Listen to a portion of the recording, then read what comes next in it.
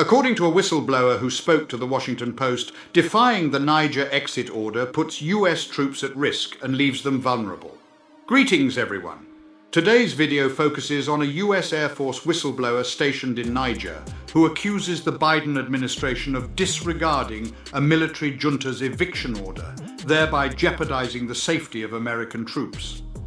The State and Defense Departments refute claims of negligence, but maintaining a military presence after a coup presents numerous challenges. US forces encounter restrictions, including denied diplomatic clearances for flights, which prolong their deployments.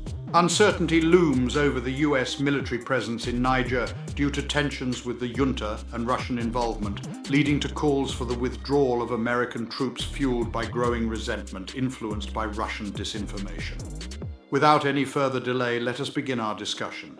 Expressing apprehension, a prominent figure within the US Air Force, currently stationed in Niger, has raised alarm over the Biden administration's refusal to adhere to an eviction order issued by the military junta that overthrew Niger's democratically elected government in the previous year.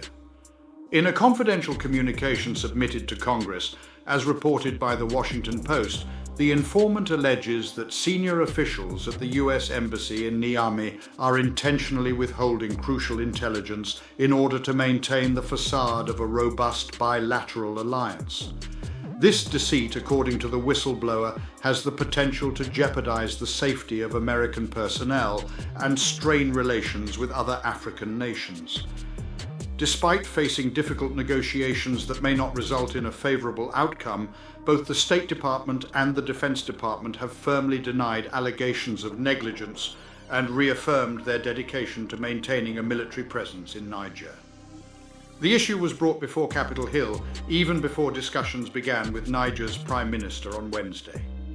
Additional meetings with key Nigerian officials are planned for the upcoming week, and the outcome of these discussions could significantly impact America's security alliance in a region plagued by violence associated with the Islamic State and Al-Qaeda. According to a high-ranking official from the State Department, who preferred to remain unidentified, the journey towards a mutually beneficial agreement that addresses the interests and apprehensions of both parties is incredibly limited. The result remains uncertain, but we have not yet arrived at a definitive resolution. The challenges that the United States encounters in a region of Africa where instability is intensifying are highlighted by the allegations made by the whistleblower. The year 2017 witnessed a tragic incident in Niger where 4 American soldiers lost their lives, and subsequent military investigations identified various systemic problems, including insufficient training and planning. The Pentagon has long maintained a military presence in Niger, focusing mainly on deploying Air Force and Army personnel to keep a close watch on militant activities in the region. Prior to the coup, this arrangement included conducting drone flights to combat terrorism and engaging in joint patrols alongside Nigerian forces. However, after the coup took place, the junta declared the presence of US troops unlawful and terminated all associated agreements. Their reasoning stemmed from meetings held with senior US officials, which hinted at a potential strategy to isolate Niger from countries such as Iran, Russia, and other adversaries of the United States. The whistleblower has lodged a complaint with Representative Dusty Johnson and various lawmakers, expressing disapproval of Ambassador Kathleen Fitzgibbon and Air Force Colonel Nora J. Nelson Richter, the defense attaché, for jeopardizing the safety of around 1,100 American military personnel stranded in Niger due to unresolved diplomatic matters. The US Embassy referred all inquiries to the State Department in Washington, which refuted the allegations made by the whistleblower. A representative from Johnson's office declined to comment on any potential correspondence from constituents. In the complaint, the airman who exposed the truth shed light on the limitations imposed on American troops in Niger. It was disclosed that after the coup, military personnel were given strict orders to stay confined to their bases, preventing them from carrying out their crucial counter-terrorism missions or returning home to the United States after their 6-month deployments. The whistleblower further revealed that embassy officials appeared to be addressing the issues at hand, but the military government deliberately withheld necessary approvals for US military aircraft operations in Nigerian airspace as a means of exerting pressure and pushing the US into negotiations. When reached by telephone, the individual who exposed the information declined to provide a statement, expressing apprehension regarding potential negative consequences for their career and personal well-being. Although the post verified the whistleblower's identity and position, it typically refrains from revealing the identities of individuals who engage in protected communications with Congress.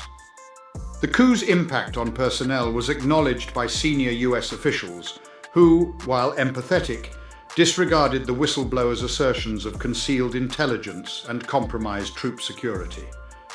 "We are transparent in our decision-making, taking into account all factors, both favorable and unfavorable," stated the State Department official in a senior position. The individual may perceive the process as being sluggish. In regards to US military operations in Africa, General Michael Langley, who is in charge of overseeing these operations, has verified that there have been instances where requests for diplomatic clearances for military flights have been denied. As a result, the deployments of certain troops have been prolonged. General Langley emphasized that the senior leaders at his headquarters are actively collaborating with the State Department and other relevant organizations to guarantee that the US forces stationed in Niger are adequately equipped and supported. After the coup in July, numerous activities in Niger were put on hold by the Defense Department. However, Langley stressed the continuous significance of US forces in the area as they play a crucial role in monitoring potential threats across the Sahel to ensure the safety of US personnel, assets and interests, as well as the well-being of our partners. To support our channel's growth and ensure broader awareness, kindly hit the like and subscribe buttons. This will help us reach more individuals and disseminate valuable information. Thank you in advance.